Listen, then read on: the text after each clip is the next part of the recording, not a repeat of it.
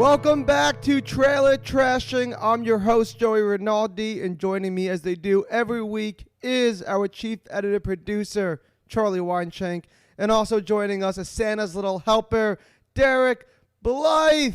Who, This me? is the show that critiques and reviews movie trailers, and today we're doing holiday adjacent movies. And Derek, can you explain what holiday adjacent means, please? Holiday adjacent movie is a movie that is not specifically a Christmas movie or other holiday, but takes place at the time. Or I'll even say it's a movie that ABC Family plays during 25 Days of Christmas. And for some reason, it's not a Christmas movie, but they mention Christmas like once in the movie. Like there'll be a scene where somebody's like, "Hey, did you know about Christmas?" And then that's it for the rest of the movie. Yeah, like the killer will be killing people, and then there's a Christmas tree in the background. And you're like, "Oh, it's December." This is a really divisive subject, because for me specifically, I think that this is broader than you guys, because but it's like around the holidays, but it's not really about holidays. But that covers a lot of movies that are actually holiday movies. Like I said, Home Alone is one of those, and Derek is like, no, it is a beloved Christmas movie. Your opinion and I said, is it exactly is a beloved wrong. Yeah, well, I agree. I ended up being convinced. I think that is right, but I do have to say that that's not necessarily like a Christmas movie is maybe also just a Christmas movie because of how people like think about it. Like Home Alone is like also it's like an action movie for families. And Derek was like, yeah, but it takes place in Christmas and is full of the Christmas. What word did you use? A Christmas spirit. That's not what you said. But it's sentiment. I was a lot more eloquent than that, sir. Yeah, you said the Christmas sentiment. And so what I said was that's true, but That's twinkly kids singing. But it's and not. the Shovel Man warms your heart. So can I butt in? I'm going to butt in. I'm going to be the olive tree. Get your butt out. I want to be an olive tree, an olive branch, an olive sauce, olive oil. Oh, you are blowing this. I want to be I'm going to be a Christmas olive. If I can jump in and be a Christmas olive here. If I could just be a Christmas olive oil. Yeah. I'm going to virgin olive oil for Jesus Christ. That's how you come in and smooth the situation over. Yeah. Let me be an olive oil. Let me olive you off. I'm going to start having, I'm going to add a Christmas meter. And a 10 on the Christmas meter means it's all ballistic out Christmas. A 1 is it's no Christmas. And so here's the thing. Movie like Santa Claus is Coming to Town. The Santa Claus. That's like a 10. Rudolph the Red-Nosed Reindeer. Those are Christmas 10 movies. Yes, but then exactly. Then you get a movie like Nightmare Before Christmas. If you have Santa in it, then yeah. So Nightmare Before Christmas is like a 7 because it's Christmas themed, but it's kind of Halloween and scary. And Home Alone, for that same reason, is a 7 because it's like a 6 or it's a 6. It's no, a 6. because everyone is wrong. Because it's Christmas. I'll kill you. I'll fucking kill you. Yo, I'll have you know I did a chin up today. He'll all put the way. you up. So the reason why I feel like Home Alone is slightly below Nightmare Before Christmas is because Home Alone, Christmas is a catalyst for an action movie, and I call Christmas a catalyst because the reason why Macaulay Culkin's Home Alone is because his parents are going away on vacation, and why are they going away on vacation? Because it's Christmas break, but at no point are they like, I'm the jolliest Christmas guy. Sing me a Christmas song. Let's eat cookies. That's Christmas. This is about exactly. Joey, you are such a good olive oil. I take back making fun of you. By that metric, I feel like you could say the same for It's a Wonderful Life.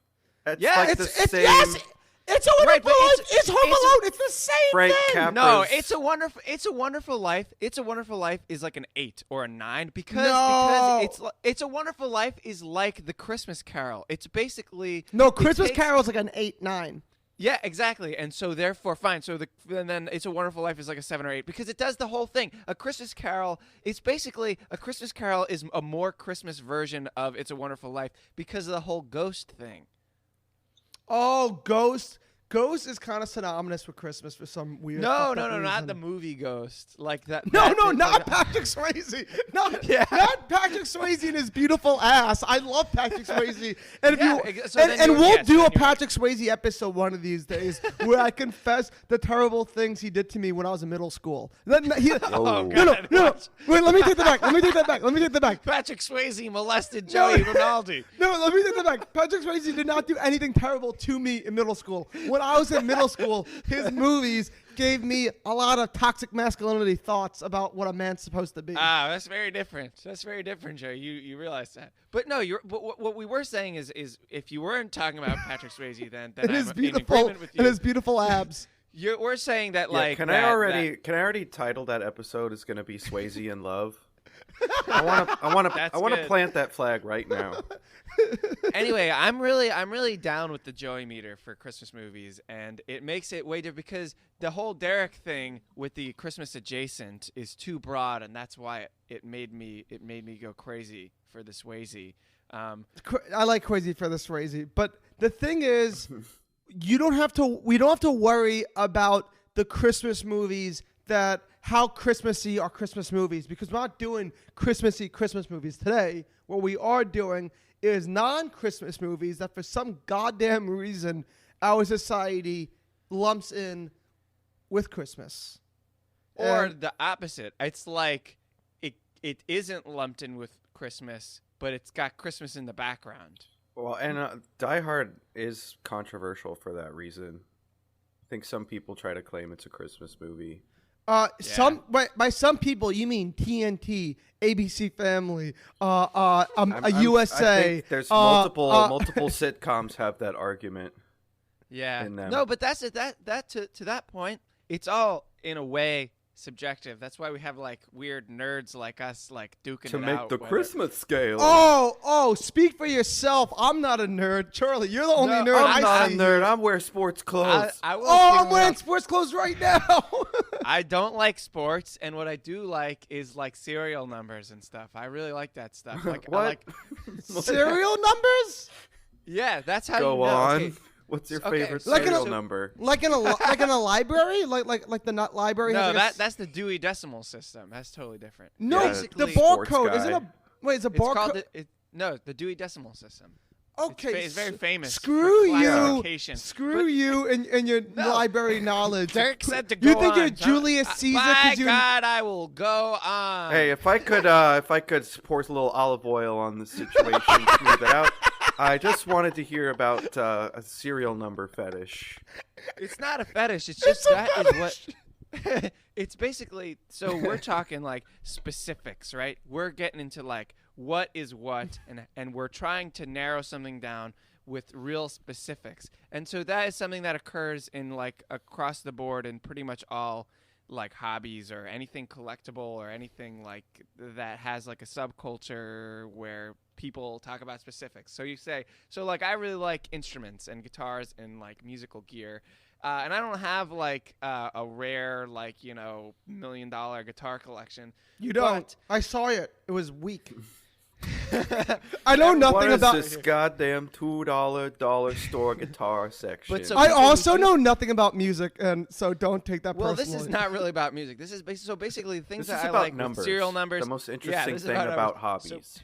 So people that want specifics, you say, oh, this guitar, it was made in this plant in this guitar factory in this year, and there's like, no, there were only 20 made. And you're like, well, I can tell you right now that there were 12 made because I've researched all the serial numbers and I've come in contact with the workers at the factory who's given me a list of all the serial numbers, and that's how you be definitive. So that's what we're doing with this argument over what is a Christmas movie or not. We're trying to be very specific, and the way that people who are into being specific about these things can be the most specific is by serial numbers. So Charlie, so if I made a Man, cartoon, I asked, I asked because my interest was piqued, and I ended up just really sad. Charlie, it's- if I made a it's not- cartoon it's- about your life, I would have Bobcat Goldthwait voice your character. who? Bobcat who? Bobcat Goldthwait explaining the serial numbers and why it's good to be right and exact. But forget about An Bobcat. argument. Let's forget about all the fucking serial numbers and Charlie's lame guitar collection, and let's get to the matter I at like hand. it for other things too. But let's get to the matter at hand. Okay, we'll watch it. We teased it a bunch. We've talked about it a little bit, and let's just get into it. We're gonna watch the Die Hard 1 movie trailer. It's Christmas Eve in L.A. California. Is Daddy coming home soon? Well, we'll see what Santa and Mommy can do, okay? A New York cop, John McClane, has come to see his wife. I missed you. Instead, he's going to have to save her. Sit down. Within this skyscraper high above the city, 12 terrorists have declared war. They're about to be taught a lesson in the real use of power. They're as brilliant Because I am interested in the $640 million in your vault. as they are ruthless. But I'm telling you, you're just gonna have to kill me. Okay. We do it the hard way. Now, the last thing McClane wants Think, damn it, think. is to be a hero, Where's Holly? Hey, Tucker! Where? but he doesn't have a choice. What does he think he's doing? Job. They have already killed one hostage. This channel is reserved for emergency calls only. Lady, do I sound like I'm ordering a pizza? He's inside? Who is he? Who are you then? You are most troublesome for a security guard. Sorry, wrong guess, huh? Would you like to go for double jeopardy? Do you really think you have a chance against us, Mr. Cowboy? Yippee-ki-yay, mother. You just destroyed a building. I am in charge of this situation. Well, I got some bad news for you. Come up here, then look like you're in charge of Jack. He is alone, he is tired, and he hasn't seen dipping squat from anybody down here. Hey, pal, how you feeling? All things being equal, I'd rather be in Philadelphia. And you'll have it. Only John can drive somebody that crazy. He's an easy guy to like Come out to the coast, we'll get together, have a few laughs. and a hard man to kill. Bruce Willis, Die Hard. Got invited to the Christmas party by mistake. Who knew?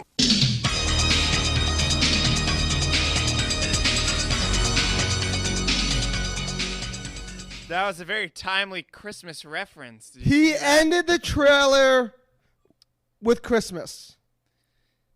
This could be a Christmas Come to the movie. coast, we'll have a few laughs. So here's the rundown. Derek watches this once a year. I watched this once in my childhood, and and then Joey has never seen it. I got physically angry when you said you hadn't seen it. Of all people. Well, have you seen Love Yeah, Actually? but it's not on brand for me to have watched Love Actually. It's not on brand for me to see Die Yes, Hard. it I'm a is. rom-com guy. Everyone Die knows Hard that. is like the more like masculine equivalent of a rom-com. so good. It's like you take the two like archetypal like Is you there know, romance? like yeah. Yeah, There's he's romance? trying to like He's trying to save his his wife. ex-wife. He wants to. Oh no! Once the It's once cheesy the romance. once Oh my the God. once the knot is tied, it's the whole because he's already It's been there.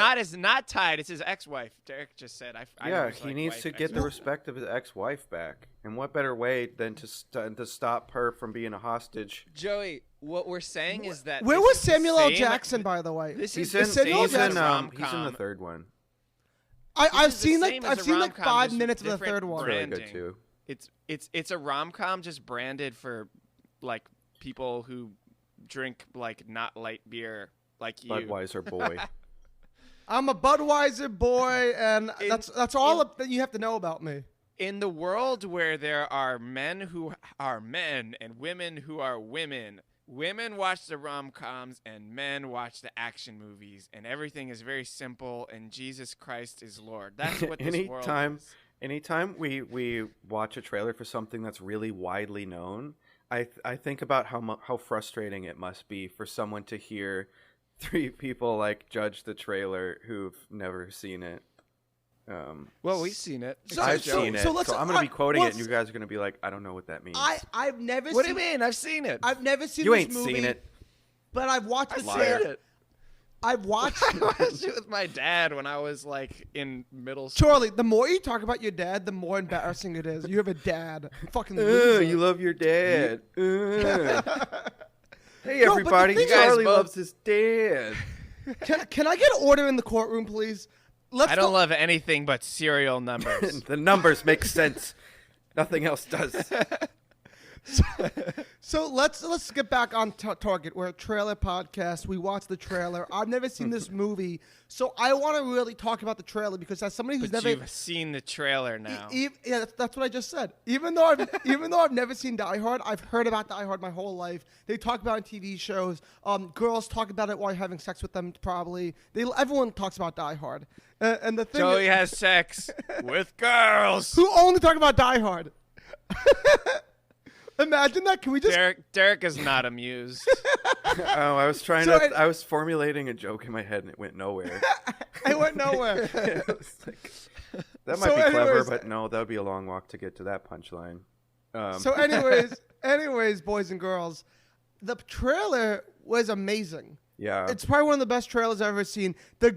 Charlie and I, we like topography. The topography in that was unreal. I liked it. It was all right. Oh, it was unreal. Good. The blue. It was good. It was good. It was what is it called? Gradient. The gradient ramp on that blue. Come on. We hate the word great. Well, look, okay, it was good from like a cheesy or nostalgic. I'll say there's a fine line between cheesy and nostalgic. It's very 80s. Late 80s.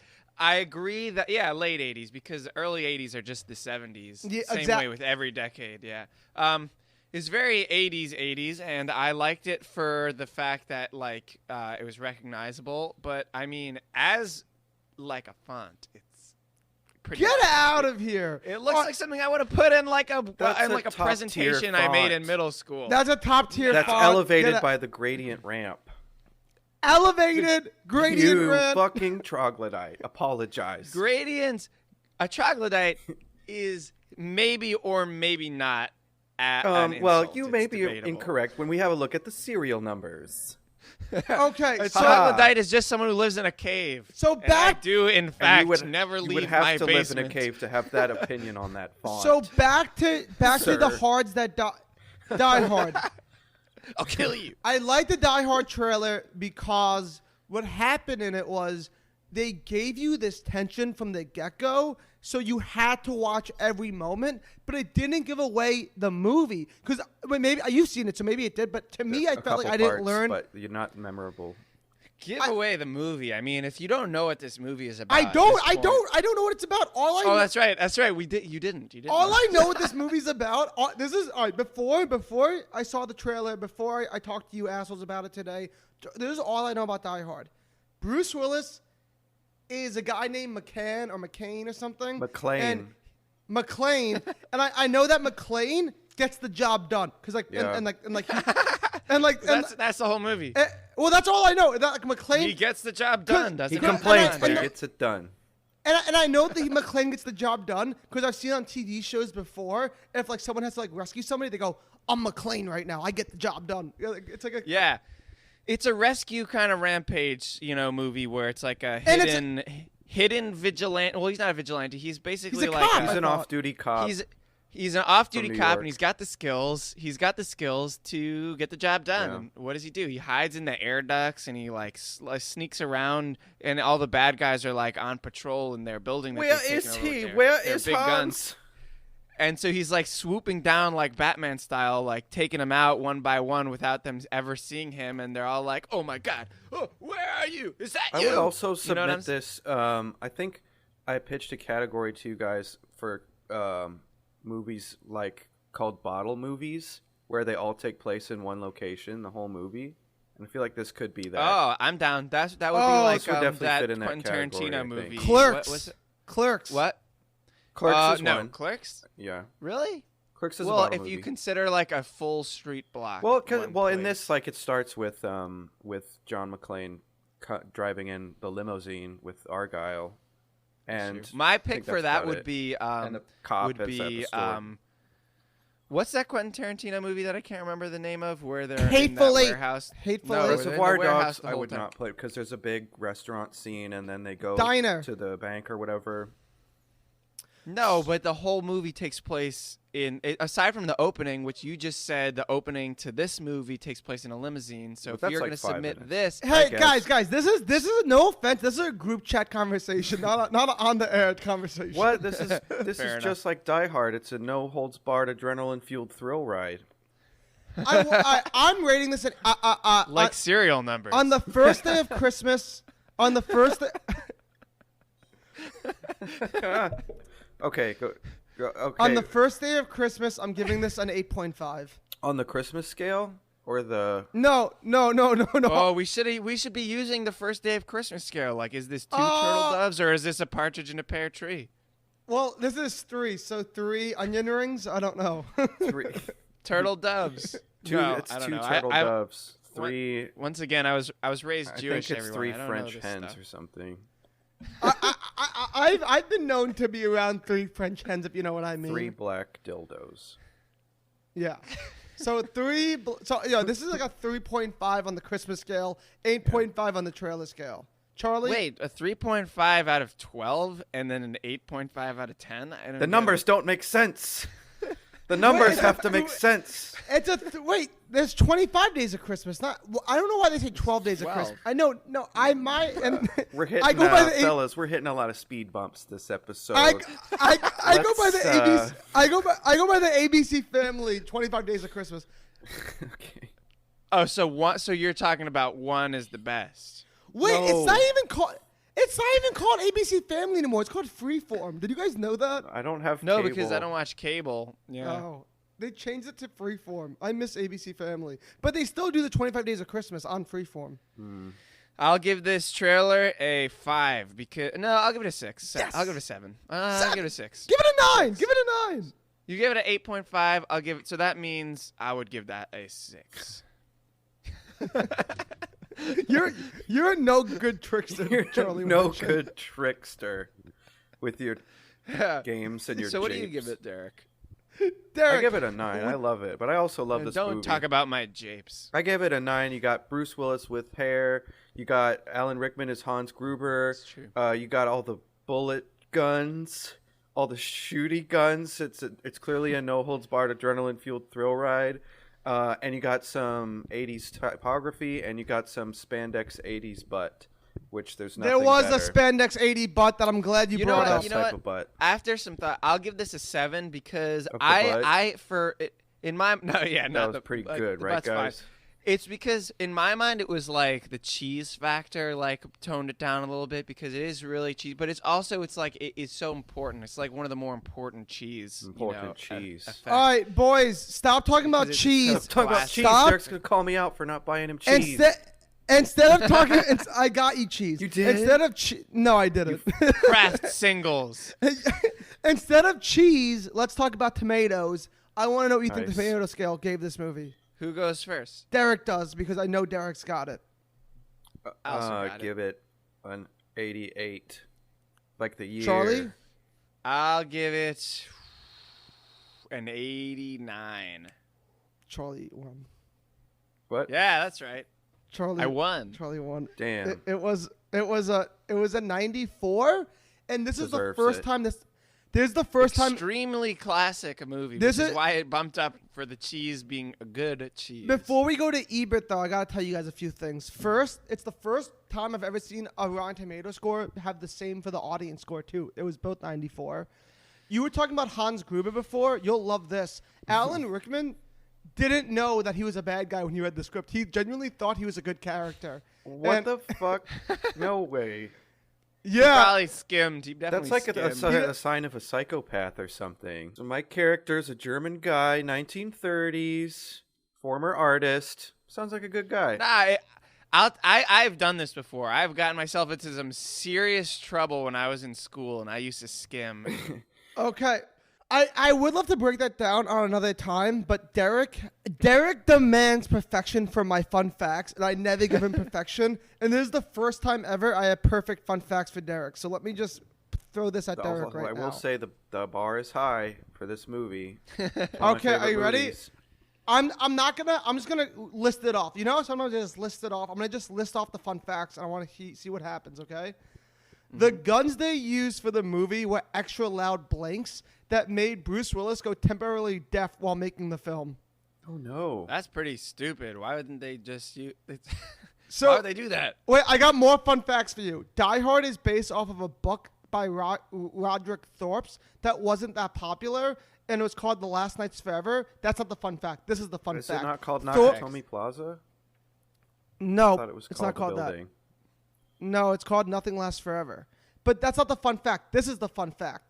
Frank Sinatra and that writer were really good friends, and they made a contract back in the day that Frank Sinatra is allowed to be casted as the lead of any movie that comes from the books of his books. And Sinatra was like 73 or 74 when this movie came out. Was made.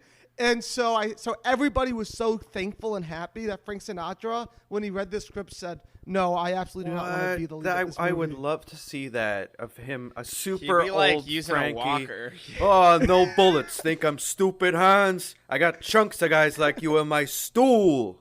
So I've never seen this movie, but apparently Hans Gruber has a famous fall to his death scene or something. Where he falls? Yeah, that's the end of the movie. That's the end of the movie for yourself. I seen it. And he looks afraid. He looks afraid. Okay.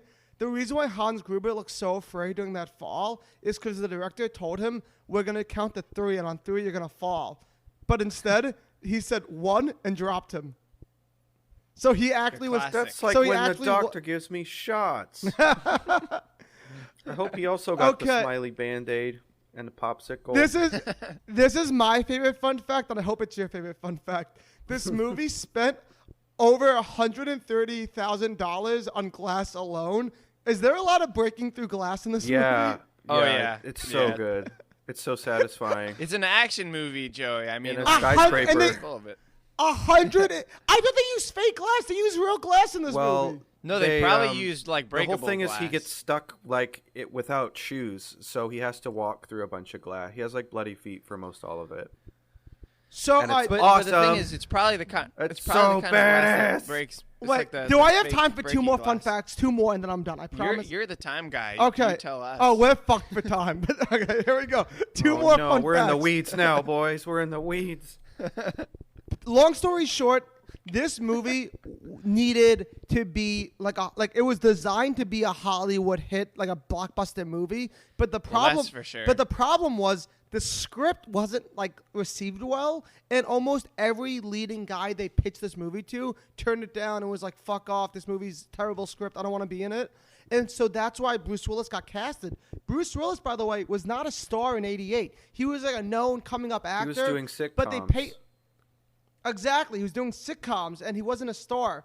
But they what sitcoms was he in? I don't know, but they paid him $5 million, which doesn't sound like a lot of money for Bruce Willis. But back in '88, Willis, the star of Moonlight. Back in '88, $5 million, what you would pay for a star, and they could have paid Bruce Willis less money.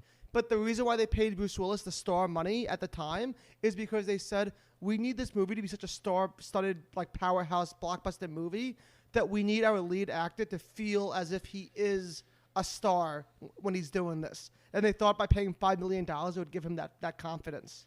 Man, that is very generous. I would have confidence for that money. Yeah, we're going to overpay this upcoming actor so that he feels really good and acts like a star. And pay people to be on set and tell him he's handsome. And we are back. If you couldn't tell, we took a 5-day lull because that's how long it took Derek to get his Wi-Fi back. But it's back, and we're back, and now we're gonna finally. And we're wearing all the same clothes. Yes, and Charlie, I think Charlie planned to wear the same clothes to be accurate, but I'm just a gross slob. Derek, Derek was the one who today. I changed shirts. I planned to wear them yesterday. I plan to wear them every day. Charlie has not left that chair. I haven't. Yeah. Charlie's been waiting. Charlie's just been waiting in his seat. Are we doing the podcast? What's going on? I didn't realize Derek's internet went out. So I've been sitting here like it was like, hey, you guys still here? Is there technical problems? Like, what's going on? It's been 5 days. I know this has been like 1 minute for the listeners, but this has been 5 days in the making for us to finally get to the Die Hard Roger Ebert review, and I'm freaking out. I'm really excited to see what the old bag had to say about it. It's a serious cliffhanger for us. Yeah, not for the listeners, just for the three of us. And it didn't pay off because it got a 2 stars. That's not very good. It's weird because this is like a seriously classic. This is a classic movie. I feel like everyone in the entire world was like freaking out about this movie, and Roger Ebert didn't like it. He didn't like anything between 88 and 90, because this is also when he hated Home Alone. Also, you know what? If you have a shot glass, at home, get ready to start taking your Home Alone Derek shots, because I think Derek's gonna be talking about Home Alone a lot today. I think Roger Ebert just doesn't like the movies you like. Yeah, that's a problem. Roger Ebert thinks you have bad taste. But also the thing that makes this so much more insensitive is that it's like everyone fell in love with this movie and he didn't like think like twice about it. Like 2 stars, as we know, per the trailer trashing code deciphering of the Roger 4-star code, a 2 stars is a forgettable movie. I think we should write a book, a tell-all about like deciphering the Roger Ebert 4-star code. It'd be like 500 pages. But as the truest Roger Ebert diehard fan on the podcast, I want to defend my boy and just say this. When he was watching this, Roger Ebert probably watched this movie like a week before it got released. He probably got like his own private VHS a few weeks before the movie got released. So when he watches these movies, he doesn't know it's a classic. Like, he doesn't know that this is a classic movie that we're going to be talking about for the next 30 years. It's just a movie that got mailed to him, and he just watched it in the quiet of his own home. I'm sure he has like a home movie theater that he watches his movies in. I don't think that even if he watched it in the theaters with everyone else, he wouldn't have known it was going to be a classic movie like 30 years later, 40 years later. I watched the Hangover in movie theaters, and literally you could feel, this is going to be a classic movie we're going to be talking about for the rest of our lives. Like, I remember having that sense. Yeah, I remember going that opening weekend, and it did really well, and it was like, this is a surprise comedy hit. So he actually got all these movies before they came out? I mean, I don't know that for screeners. I think they get screeners. Yeah, I don't know that for a fact, but if you're, I don't know about then. But like, if you're a Hollywood producer, you're giving Ebert a fucking personal screener for sure. Like Mark Maron, just for doing the WTF podcast, gets screeners for like all the movies. So if Mark Maron gets them, where's our fucking screeners? Roger Ebert's getting them. That's a nice joke, Charlie. Joke number 3, check. Okay. Charlie, can you please read Ebert's last paragraph? Without the deputy chief and all that he represents, Die Hard would have been... Oh, my God, Derek, I cannot... Derek, you have to be able to do this under pressure. You're going to give me a seizure. Read hard. Yeah. Okay, Die Hard would have been more of a... Derek confused me. Me too, my friend. Without the deputy chief and all that he represents, Die Hard would have been more than a passable thriller. With him, it's a mess, and that's a shame. Because the film does contain superior special effects, impressive stunt work, and good performances, especially by Rickman as the terrorist, here's a suggestion for you thriller makers. You can't go wrong if all the characters in your movie are at least as intelligent as most of the characters in your audience. So he's saying that the characters are too dumb? Yeah. They make some bad decisions. I guess it's kind of like what he's saying is that it's all the bad guys except for like the main bad guy were like the stormtroopers in Star Wars, as in like they were just destined to like not be able to kill anyone or like survive like a single person attacking like hordes of them. You know what I mean? I guess it's true. It's an unlikely circumstance. They've got a hacker guy. They've got I haven't two brothers. seen this. I haven't seen this movie. I've seen the trailer, and from the trailer alone, I think Ebert. I know this is like bad to say because it's his job to be a serious film critic, but I think he's taking Die Hard too seriously. Am I an asshole? It's like it's really not a complicated movie at all. Like, there's not big themes in it. It's just like Bruce Willis saves people and kicks ass in this crazy situation. It's not an allegory for anything. There's no metaphors. It's an allegory for kicking ass. Die Hard, kick ass. I don't know. Party That was on. pretty good. Excellent. Party on. Excellent. Surf's up. What's up? I could do Wang this all day. Chung. Everybody, Wang Chung tonight. She floats. She floats. And she stings. Is that what you're talking about, William Tung? I was talking about Wayne's World, but I don't think that. No. it's like, Derek said William Hung though. No, I said Wang Chung. Chung. You racist. Oh, I heard what I wanted to hear. She bangs. She bangs. She bangs. What is Wang Chung? We're off Why the does it rockets sound so right familiar? now. Wang Chung. Everybody get down tonight. Everybody Wang Chung That's tonight. a song, right? If you gotta ask, then you can't Wang Chung. No, Do they it's- Wang Chung in it's Wayne, like Indiana? Is You that can't that's Wang a Chung with misunderstood us. lyric, right? Or is that an actual lyric? That's the name of the band and in the song. right. Wang Chung by Right. Wang Chung. I remember this. Wait, was the album self-titled called Wayne Chung too? I don't know the album. I've only ever heard that one song. Because I remember that song. But I don't really I care either way about this final paragraph. I think. Then I let's don't just really move get it. on. You know what? Yeah. You It's know been what? 5 days. Ebert, I'm fuck let Ebert. down. Yeah, let's go to my favorite adjacent holiday movie, Just which is spent Trading 5 Places, days talking about Die which Hard. which was on after 60 Minutes like the other day. I don't know if you guys watched 60 Minutes the other day, but right after they put Trading Places on, and they were like a You holiday don't know classic. whether or not we watched 60 Minutes the other day. I feel like if I were to guess, I would guess we definitely did not watch 60 Minutes the other day. I watched them interview the vote counter guy. No, Is it that I one? didn't. I did not watch 60 Minutes. I was watching Sunday Night Football, and they were like, after 60 Minutes, holiday classic. Oh, well, in Yeah. 60 Minutes they interviewed the voter count guy. Well, let's get to Trading Places.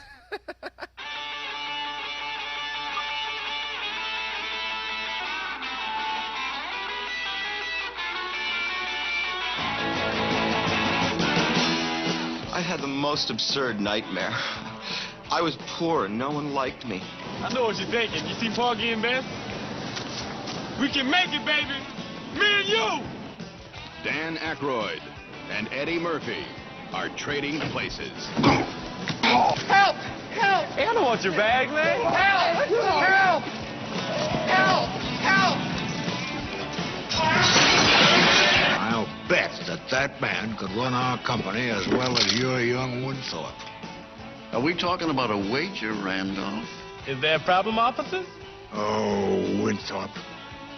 I'm glad your parents are not alive to see this. What? No, wait. Now, this is totally preposterous. I'm not a thief. Here we are. William. Take off your clothes. You are making a career decision here. Take off your clothes. Did you hear what this man said to me? Now, I have witnesses. This man is physically threatening me. Hey, Randy, Monte, this is nice. I like this. We are commodities brokers, William. Commodities are agricultural products, like wheat, which is used to make bread, pork bellies, which is used to make bacon, which you might find in a bacon and lettuce and tomato sandwich.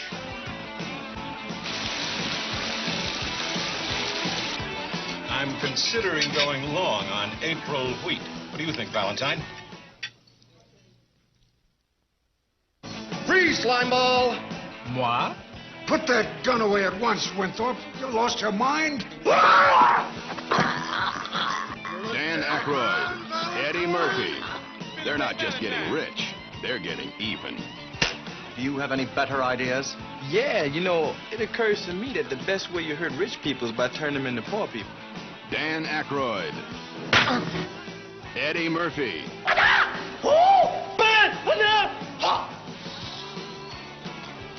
Ralph Bellamy. We've got to get Wilson and tell him to sell! Don Amici. Randolph, this isn't Monopoly money we're playing with. Denham Elliott. What a scumbag. And Jamie Lee Curtis. By the way, food and rent, not the only things around here that cost money. You sleep on the couch. Trading Places. Some very funny business. South on in April of 142! I just want to say that they fucked up the trailer. Yeah, that was really boring. They should have just stopped. Yeah, They nailed. I will say they nailed it. They nailed it in the first 30 seconds. In the first 30 seconds, they were like Eddie Murphy, Dan Aykroyd, Trading Places. I was like, oh, I'm in. I'm sold. Good. Let's do it. And then they proceeded to do 2 more minutes of letting us know that Dan Aykroyd and Eddie Murphy are trading places, and I'm like, I'm already sold. Why are you telling? It's like shut the fuck up. Just end it.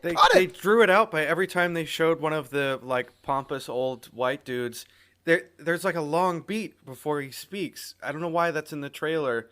Like as an editor, like why it'd be good. They'd do something funny and it'd cut to him and be like, "Oh, Winthorpe, your parents would be disappointed." Yeah, it was also just like, it's not like they were like ruining jokes or anything. What they ruined was like the concept of the movie. It was like they explained it over and over and over again. It's like, this guy, he was a businessman, now he's poor, and this guy, he was a black, poor, like homeless man, and now he's in the business and it's run by white people. That is the joke. Check out how silly this whole situation Wait, is. Charlie, did you understand that they traded places though? Yeah, the tagline is the title. Trading places. They trade places. Yeah. Done. You don't have to walk us through anything else. We've seen the Prince and the Pauper. Wait, the thing that I thought was the funniest is that after this like 2.5 minute trailer, they then showed us the whole entire cast. And like after the 4th cast member, I was like, they're not going to show us a 5th one. And then they're like, they're going to show us. And then like I was like bored of it. And then they got me back in by like the 8th one. I'm like, oh wait, they're still doing the cast. This is it was crazy. like 2 A-list SNL people, 14 old white men you don't know. And then Jamie Lee Curtis. Like, and I Bobo love the Ape. Oh wait, by the way, have you not seen this movie, Derek? No. I also haven't seen it. I've seen it very often in the $5 bin at Walmart. I'm really shocked. Wait, I'm really shocked because this is like I know. I thought I had seen all the Dan Aykroyd. If I was to make a list, if I was to make a list of like my favorite comedies, this would be like probably top 15. And if I was to make a list of like the best like written comedies in the sense of like, is it like funny? Is it satirical? Is it like poignant? You know, like just on that scale of like good writing, it would be like a top 5 comedy. It's such a smart movie. Wow. But so the trailer though is fucking awful. Go on, Charlie. I know. It's not a good I know trailer. it's been 5 days since we started this podcast episode, but the holiday. I think we should all recognize the fact that there seemingly was nothing to do with Christmas in this. No, trailer, he's in at a least. Santa suit. Who? He's in a Santa. Dan Aykroyd's in a Santa suit, pointing a gun at someone. Yeah. So when he becomes desperate. So I think this counts as a Christmas adjacent movie because I think this whole movie takes place like from like early like December till New Year's Eve. I think like there's a lot of scenery when it first shows Eddie Murphy trying to assault that woman. Yeah, I think this movie's the whole month of December. I could be wrong, but I'm pretty sure like it's like the beginning of like the holidays are coming, Christmas, New Year's Eve. I think the ending of the movie, the ending of the movie takes place on Christmas Eve or New Year's Eve. I think it's New Year's Eve, but I could be wrong. Well, that's probably a good time for this sort of movie because it's hard. Like snow is especially hard for. And also, the it had impoverished. like a Groundhog Day kind of like, which is also a Christmas adjacent movie. Groundhog which I just Day? realized. Christmas No, dude, that's adjacent? February. Dog.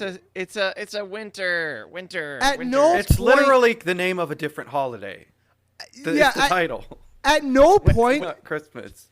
Winter. Charlie, Winter. at no point in my 25 Days of Christmas ABC Family, now unfortunately called Freeform Obsession, Thanks, Joey liberals. is still upset. have I ever seen Groundhog's Day even be considered in what they call 25 Days? Winter. Come on, winter. Sorry, but we can't give you this one, man. Yeah. give you this No, one. once you pointed out to me that it was Groundhog Day, I was like, ooh, this It's is like literally months called after Christmas. the holiday. This is like the end of winter. This is like maybe 3 months after. I Christmas. like how even though you said Groundhog's Day, which is the name of the movie, but also the name of the holiday, Derek had to point out that it's the name of the holiday for you to realize that Groundhog's Day is also know what? Groundhog's Day. Groundhog's Day is more so a movie than a holiday, if you ask me. So I think Trading Places barely gets in the holiday adjacent world, and Dan Aykroyd squeezes in. So it was barely on the line, but Dan Aykroyd's Santa outfit is what fucking put it over the edge. At least in the trailer. Well, the whole reason I suggested it when we were trying to figure out what holiday adjacent movies were is like I saw it and that's him in the Santa suit was the screenshot that I saw from it.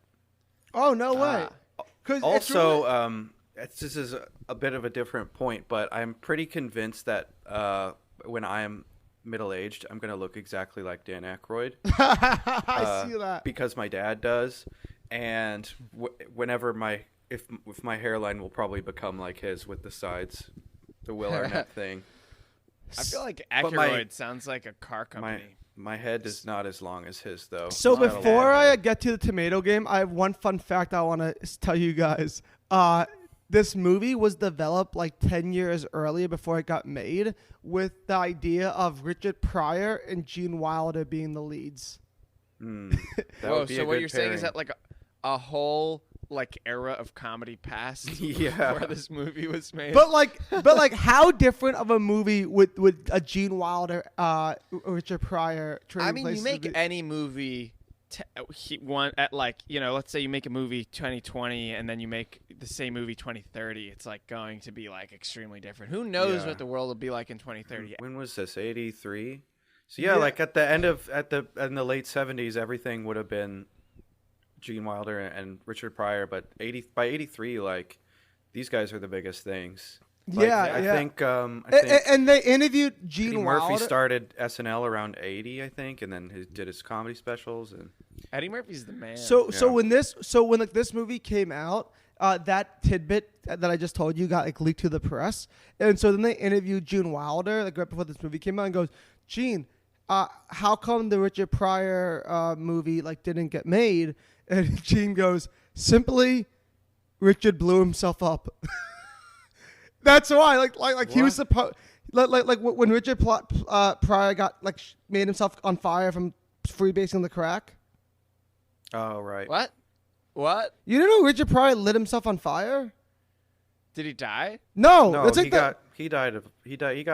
he turned old, I think. Wait, this is like the most famous fact about Richard Pryor. He lit himself on fire. Well, obviously if it's you not. asked me to tell you a fact about Richard Pryor, I'd only be able to be like, yeah, funny comedian. The most famous person I've heard of setting themselves on fire is that Vietnamese monk in The Picture. Yeah, from the Rage Against the Machine album. Right. Richard Pryor. Everybody talks about. Get Richard it through Pryor. your head, man. We ain't never heard of it. We ain't never heard of it. Richard Pryor wasn't on no Rage Against the Machine album.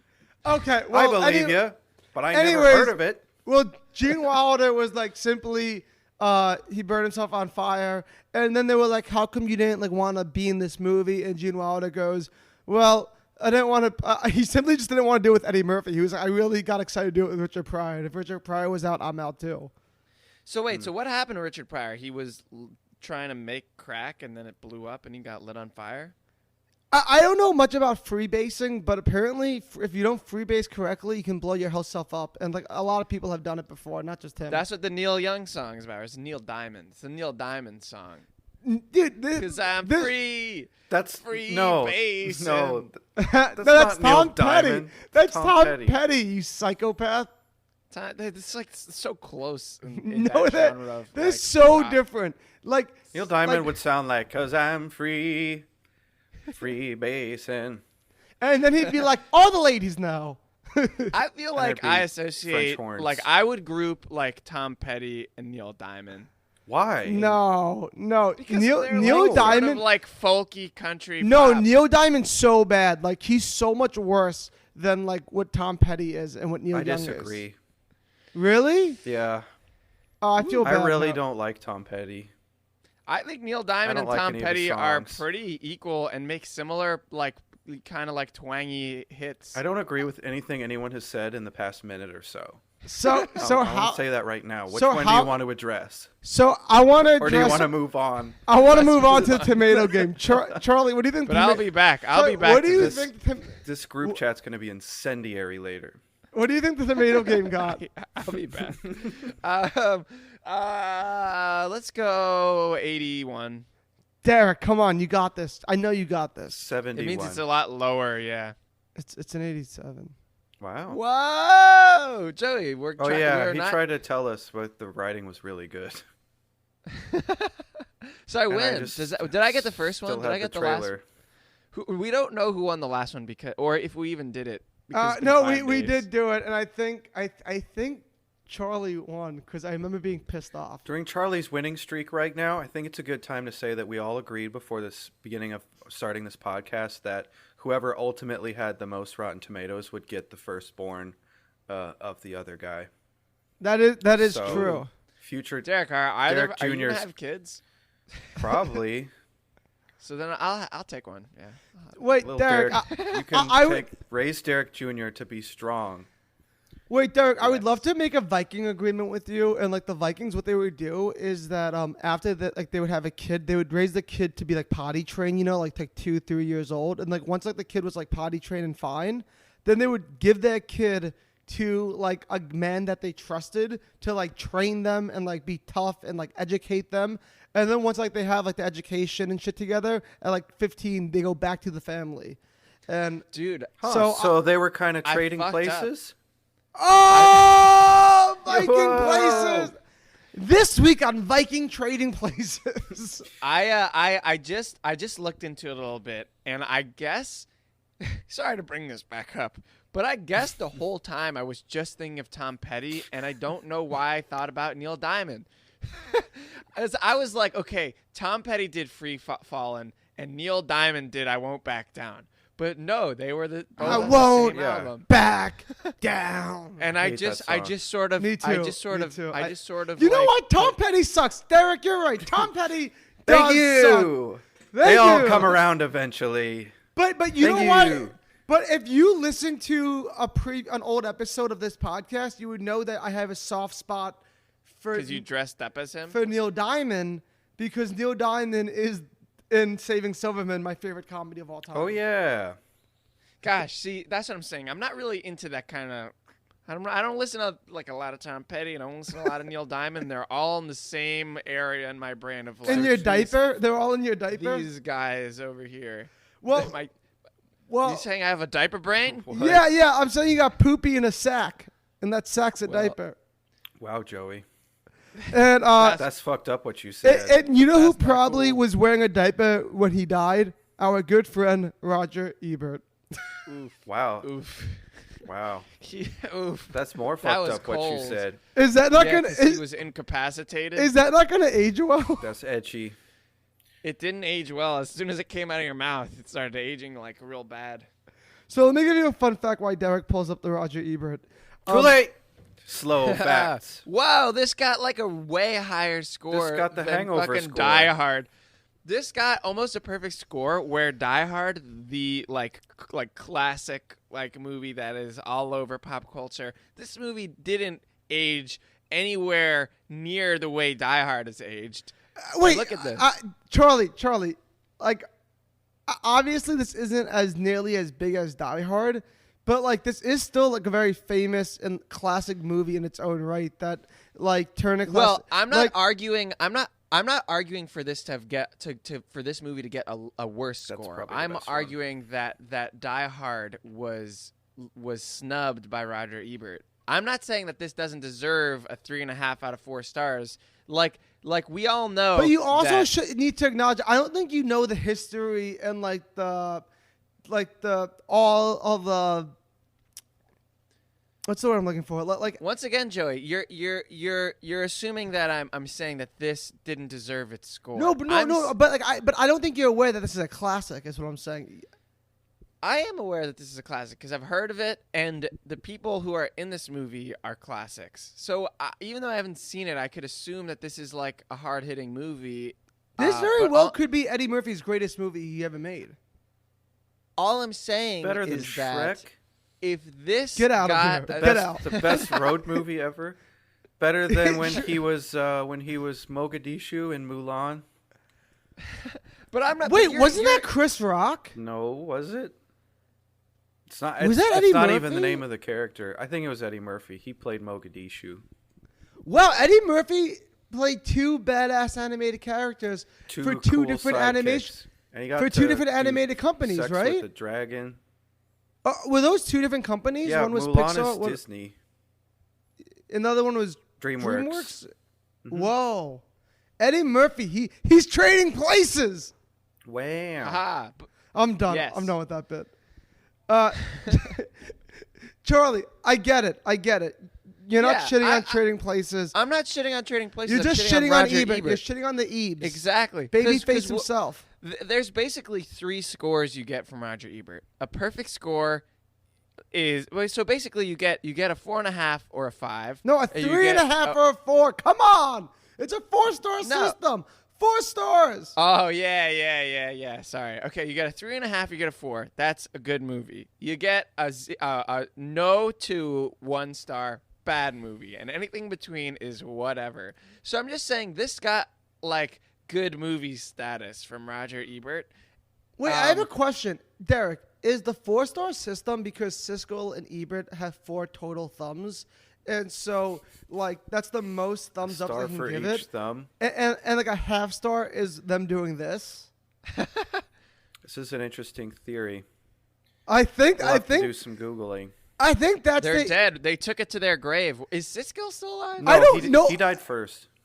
Siskel's not as. Why is Siskel not as famous as Ebert? Because I think Ebert's career lasted longer. I imagine, right? Yeah. But I think Ebert was doing this. Ebert went solo. I think Ebert was just a more sexier like reviewer. I think they like probably at this time. Yeah, definitely at this time they're doing the TV show together. Only in addition, Ebert is also writing for the Chicago Sun-Times. Whoa. Do you think he was a superhero? I feel like superheroes often work finally these types Wait, of but even though it was for Chicago, like didn't like the New Yorker and shit also publish Ebert reviews too, or no? I don't know. I'm not going to pretend like I do right now. I don't know either. Maybe later he'll pretend like I might he knows. later if I have more caffeine in me. I think other mediums also publish the Ebert reviews besides Chicago. Well, it's a household name. What he's on Trailer Trashing, so obviously he's a household name. Yeah. All right. Should we read this? Yeah. Let's do it. Why did you highlight this paragraph? Because I know sometimes we go to the last one or the penultimate one, and it's this one of the ones where he's kind of ranting about the cast, and this is paragraphs where he kind of sums up the movie. Read it. Right, so you read it, Derek. I feel like you did the research. You get the honors. This is good comedy. It's especially good because it doesn't stop with sitcom manipulations of its idea, and it doesn't go for only for the obvious points about racial prejudice in America. Instead, it develops the quirks and peculiarities of its characters so that they're funny because of who they are. This takes a whole additional level of writing on top of the plot manipulation we usually get in popular comedies, and it takes good direction, too. That's exactly how I feel about the movie. He nailed it. You know what this makes me think of? Obviously, since we're a trailer podcast, it's it should be taken with a grain of salt. But it just shows how much you kind of like don't get when you're just talking about a movie, having not seen it, having only seen the trailer, and just what we're talking based off of our perceptions of a movie from like pop culture and the trailer. Whereas like obviously that's why Roger Ebert gave this movie a higher rating than like we're talking about like how well it did socially and how well its trailer did, which is to sell the movie, and he's talking about like content, which is obvious. Like Die Hard is like a movie that, like Derek said, doesn't have like it's not there's nothing other than like action and like a very simple plot with nothing, and the things that he said in this paragraph, like that reminds me kind of that we didn't rate this trailer, but I think we all gave it a 1. The trailer, yeah, 2 or 3. Yeah. So 1 for me. This one for me is just a 5, or no, I'll give it a 4 or 3. You don't think it was? You don't think it? Wait, because 5 means it was the middle of the road. Yeah, that's why I'm giving it a 3.5. Some good jokes. 3.5 because it was boring, but that's about the most offensive thing. I don't know. I found the whole fucking trailer really fucking offensive. Well, then that's why you gave it a 1, I guess. And also that music repetitive score that would have been fine for like a minute-long trailer, but the fact that they kept that same music for 3 minutes, like it's like, come on, fuck off. Like mix it up. Give me. And they thought they were being clever because they would stop the score every time there was a joke. And well, I think all comedy trailers do that. Well, you know what? The Here's record that. Scratch. You know what it is? Every comedy trailer does that, but I don't notice it because I'm enjoying the trailer. The fact this trailer was so bad that I made me think and be like, the music just stopped. Its major sin was pacing issues. Terrible pacing. And that really made a lot of stuff not land. And I'm pretty sure that was Ebert's problem in the bedroom too. He had terrible pace. Wow, Joey. I'm really coming after him. Who's the diaper brain now? Yeah. Hey, I'm all full of diapers up in here. So I don't want to harp too much on one of my favorite movies for having a terrible trailer. Right? What feels weird that we're going to end the episode now because we're not. What are you talking about? We have one more trailer. We have one more? Yeah. Come on, Charlie. What? I was not ending. No, this is definitely weird. This is definitely like people are gonna like listen to this episode and be like, "Wow, the first 20 minutes were spot on," and then it got weird. What happened over the weekend? The fumes from Charlie's shirt are making him high. Take a shower. It's weird because it's like I have no idea where we are in this episode. You're the chief editor producer. You're the one who's normally on top of this stuff. Yeah, well, I will be once I start editing it. Okay. I'm just the host, and Derek's the lord of fairy tales. Like I am the lord of fairy tales. He's holding a kazoo. Did you just pull that out of your ear? It looked like you did. You turned to the side for a while and you held your ear and you came back with a kazoo. Someone was at the door. Oh man. Well, and they had a kazoo for the Lord of Fairy Tales. So I guess we have one more movie, which is Derek. Introduce it. You were very adamant about adding this movie, and no, Charlie and I were very. You were very like no, Charlie. Wasn't Derek super pro Gremlin? I don't remember. I was not enthusiastic. I said, well, this is one, too. I used it as an example a lot. Derek is rarely it was that the most. Enthusiastic. It was, no. So I'm gonna go on Derek's side here. He was probably like, "Hey guys, we should do Gremlins." Well, if you ever want, and Joey was like, "Whoa, slow down." If you ever want to see Derek get animated, though, ask him about KFC in Japan. It's one of the most animated I've ever seen Derek get. Oh, man. What a fun time. Which is also... Is that it? Derek, which is also Holiday adjacent. Yeah. You want to explain? He went to KFC in Japan near Christmas. No, time. no, it's actually. Yeah, I wasn't prepared to talk about this. Anytime. He's not at it. No, but they because like they're not a Christian nation, but they love Christmas so much, and we made them so capitalist after World War II that the main tradition in Japan is that you order a full Christmas dinner from KFC. That's awesome. Oh, I've heard of So this. I have a menu. I don't have it with me, but it's like up on my wall. You get a menu at the beginning of December, and you just fill out everything you want, and then you have one of your family members stand in line on Christmas Day to get like a full chicken or turkey dinner from the Colonel. It's their main. It's their main tradition. I love that. Know what a Christmas dinner. What do you guys eat on Christmas? It's the same as Thanksgiving. Pineapple ham. So I'm Italian, so we don't. I'm Italian, so we don't do like a Thanksgiving dinner on Christmas. What we do is my grandma always makes like a lot of fish. My mom makes a lot of chicken cutlets. There's always like a big bowl of gravy, meat, and pasta. I'm trying to think what else. Definitely. Is this the kind of gravy from The Sopranos? Yeah. Or like do you mean gravy like or pasta sauce? Great. Gravy meat. It's like marinara with hearty meat and meatballs and yeah, pasta sauce.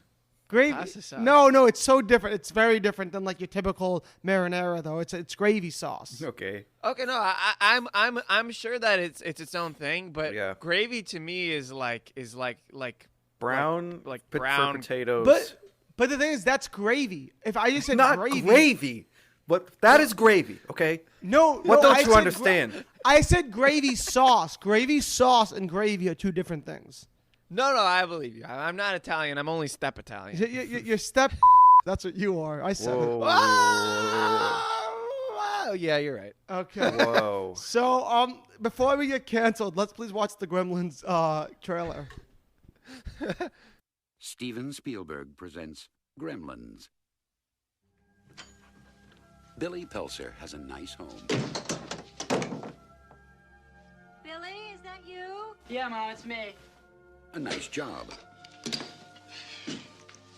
A nice girl.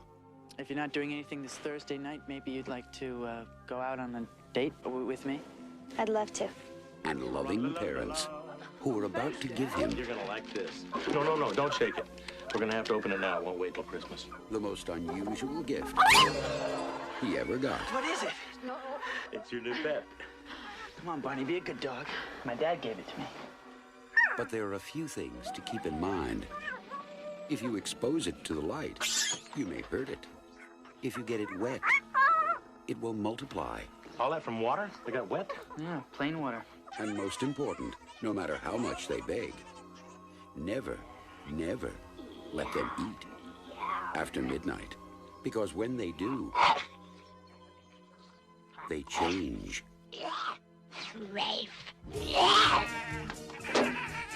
They become clever,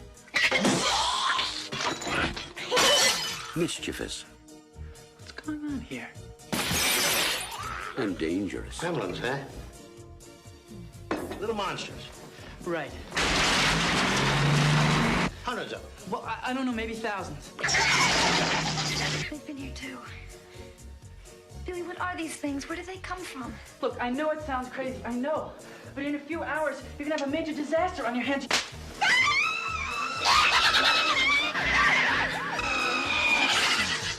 Gremlins, directed by Joe Dante. They'll be expecting you. That was good. That was like the opposite of Trading Places because that one had the first 30 seconds that was boring, and then the rest of the trailer was incredible. So it's like the right, and that's the better way to do it. If for a comedy trailer, you wanted to pick up in the end because you like explain it, because basically the Trading Places trailer was boring because they spent the whole time explaining the concept over and over again. Like a very simple concept too. Yeah, explain the concept. It's not so hard to explain the Gremlins, this, and that, and then boom, look, it's crazy. But hilarious, that's also a good that. Any good horror will explain to you the rules of the reality and then not. Yeah. Like, was this supposed to be a horror movie? That was hilarious. It's kind of. It's that period of the 80s when it was all like tiny, like these are the critters, these are the goobies, these are the chobies. I did not know Spielberg directed that. That is crazy. Well, it said presented by him, so he might have just produced it, but I think he directed it. Yeah, but he did a lot. He did Animaniacs. No, well, I was about to say that. I love that Spielberg is like this like critically acclaimed director who made like Schindler's List, but also makes like Animaniacs. What's the other one? Freakazoid. And like he just makes all this fucking weird ass shit that Pinky and the Brain. He's just incredible. He does whatever he wants. I didn't see this movie ever, but I feel like, I don't know, maybe you, Joey. I've never seen it. Never seen it. It's just Derek. Never heard of it. I didn't know about it. Never heard of it. Joey, this is what I was going to say. You've definitely heard of it because, so I don't think this is a movie I would have been into as a kid, but I think this is something that would be something I would be into now. But I've never watched it. Because you gotten dumber as you gotten older? No, I don't know. One of the reasons why I wasn't into it as a kid is that you had a sheltered life. No. Should I stop trying to finish your sentences? Yeah, for fuck's sake. Let me do it myself. This has been replicated as like a reference on like a lot of children's TV shows. So it's like not even just like generally speaking, when movie like there's been a lot of cases where I haven't seen a movie that people go like, oh, you haven't seen a movie? And it's like, well, a lot of times I know Can everything. you do that impression one more time? You haven't seen the movie? But sometimes you just know too much about a movie to enjoy it by how famous it is. And it's I haven't seen that movie, but I've watched like 5 different like sitcom style TV shows that may or may not be cartoons that had a whole episode with the entire plot line of this movie that you're making fun of me for not having seen. So I'm really glad you brought that up because when I was a little kid, my parents brought me to see A Christmas Carol like on like I think like maybe like in Princeton, New Jersey. Like they're a really amazing like theater production, like phenomenal like Broadway actors are in this production. Oh, you saw it like live? Yeah, live like a theater production of it with like phenomenal actors at this great theater. And I just remember being like 7 years old and just being jaded by it because I'm like, yeah, I saw the Rugrats period of this. I saw the Scrooge McDuck parody of this. Yeah. I also saw they did this in like Family Guy. Like at 7 years old, I've seen this story so many times by so many different cartoons that when I watched like the live production, I wasn't like really amazed because I felt like I was like in on a secret kind of. Yeah, so for instance, I don't know what show I've seen this on, but I've seen it on multiple shows as a child where it was like some sort of toy that comes alive and like takes apart like planes and like cars. You know, that's from this movie, I'm pretty sure. Oh. Where it's like you're on an airplane and it's fucking ripping apart the airplane. That's the Twilight Zone movie. It's but it's there's also like with John Lithgow, and in the Twilight Zone the show it was Captain Wait, John Kirk. Lithgow's in a movie with that's the Twilight Zone? Yeah, because he no one believes him, and then he keeps seeing it, and it's tearing apart the plane. And it's not a gremlin; it's like whatever it might be a gremlin, but like. But that concept is it's similar because it's like old Russian folklore or something, but an elderly Chinese man sells them the mogwai. In this movie. Wow, that's interesting. You've enlightened me. So it's not gremlins per se, but I feel like you've definitely heard don't get them wet, don't feed them after midnight. Yeah. It's like feed them after midnight. Whatever. It's like there's 3 rules, and he says it at the beginning of the movie, so you know they're gonna break them, and all hell's gonna. Yeah. And they tear apart the town. And the plane, or not the plane. Okay. Cars and hubcaps and shit. They're a real nuisance. Trains, planes, and Charlie Mobiles. Trains, planes, and John McClane's. Ooh, baby. And you just won today's daily double of John McClane. And what you get a Bruce Willis bobblehead, a Bruce Willis Cheopet, and a Bruce Willis ghost? What? We'll be right back. Find out what it is. See you in 5 days. That was like my first time like nailing something. That was like my first time nailing something where I'm trying to be as like TV hosty as Derek normally is. So we got it. We got to rate Tomato. We got to do three things. I'm giving this trailer a 9. Yeah, I'll give it like a 7. I'll do 7 as well. And now let me pull up the Tomato game, which I want to hear what you guys think. Also, while you do that, my personal fun fact, I watched this movie a lot growing up, and this was the very first, the theme song is the first song that I ever learned to play by ear on the piano. Because it's just two notes. So are you saying this movie is responsible for your goddamn music career that has torn this friendship apart? Yep. The very same. Nice. The very same. So what do you guys think this movie trailer got? I'm dying to hear. I mean, not trailer. So who went first last time? Movie in general. I think Derek went first last time. So I think I went first Charlie. last time. So Derek, go first. 68. Really? I'm gonna say like 80. It's an 85. Derek, Ooh. I don't know what has gone wrong in your life. I don't know if you're on the smack again. I don't know if you're fucking in too deep with the Sharks down in Atlantic City. I don't blows up. I don't want to take care of my son. Yeah, I don't know what's wrong with you, but yeah, you're so fucking up. see, You're if fucking I- up big time. You're fucking up so bad. You're making Charlie look like fucking Trailer Tomato guessing Magoo over here. Well, I'm winner. Okay, So now let's see what the Ebes had to say about the Spielberg Goofy Fest. Wait, go. He gave it 3 stars. Look. Whoa, that's pretty good. That's the He liked it. Mogwai. I forgot his name. Ebert gave it 3 stars. That's like 2 Ebert thumbs and 1 of Cisco's thumbs.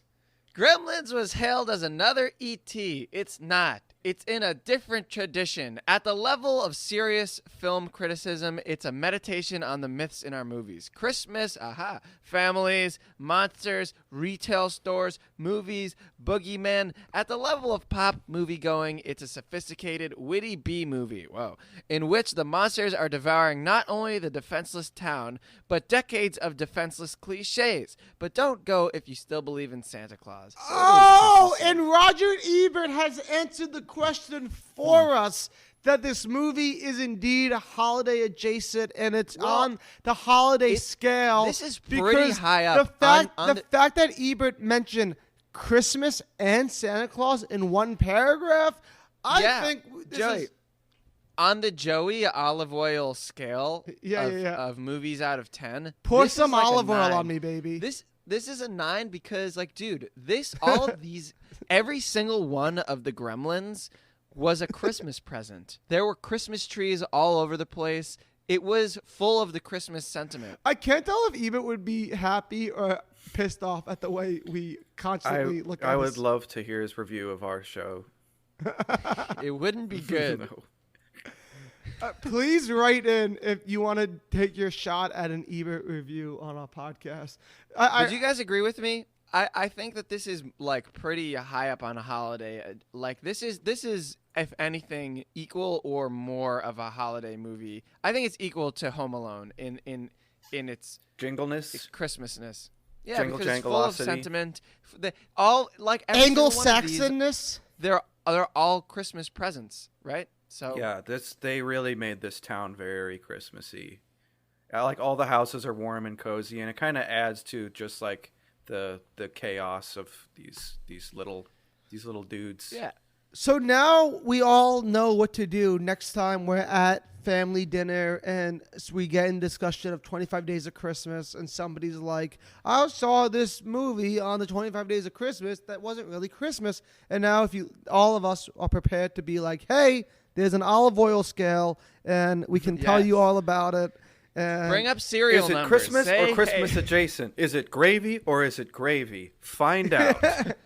Is it a 1 or a 10? What's the serial number? And if you're in Japan on Christmas, get some KFC. I think that concludes today's holiday adjacent episode of Trailer Trashing. As always, I was Joey Rinaldi. That was Derek Blythe and Charlie Weinshank. What do we learn? We learn that John McClane is a badass who was played by Bruce Willis, not Frank Sinatra. We learn that that Trading Places has a terrible trailer, and Ebert loved it.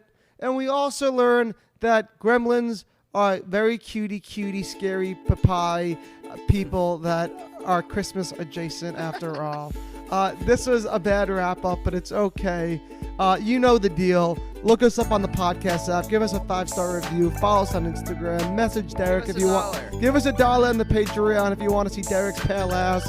And give us $1 on the Patreon if you want to see Joey's gears moving. Oh, it's so good. It's so good. I was about to say something. And I hope you have a Merry Christmas, a Happy Hanukkah, Happy New Year, Kwanzaa, Jehovah's Witness Day, whatever you celebrate. Enjoy. And we'll be back next year, Knuckleheads. Bye-bye.